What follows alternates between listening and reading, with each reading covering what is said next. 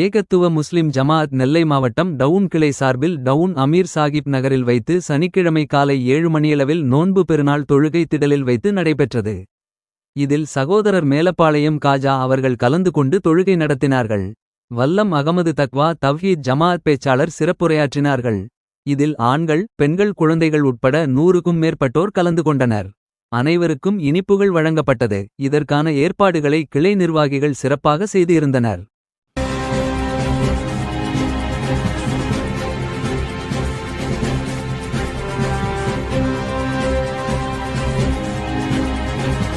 நாமெல்லாம் அல்லாஹ் நம் மீது விதியாக்கியிருக்கின்ற 30 நாட்கள் நோன்பு நோற்று அந்த நோன்புங்கிற வணக்கத்தை நிறைவேற்றியவர்களாக அவனும் அவனுடைய தூதர் காட்டிய அடிப்படையிலே அந்த நோன்பு மாசத்தை நாம் கழித்து அவன் நமக்கு ஏற்படுத்தி தந்த இந்த அவனை வணங்கிவிட்டு அவனுடைய நம்முடைய எண்ணங்களை பொருந்திக் கொண்டு நம்முடைய பாவங்களை மன்னிக்கக்கூடியவனை அவன் நன்மை பிரார்த்தித்தவனாக.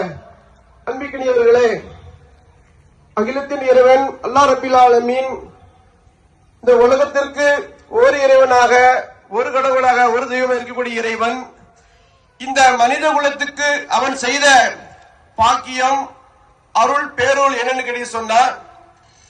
இந்த மனித குலத்தை மீட்பதற்காக, இந்த மனித குலம் நேர்வழி பெறுவதற்காக, இந்த மனித குலம் சிறந்து விளங்குவதற்காக, நன்மை தீமையை பிரித்து அறிவதற்காக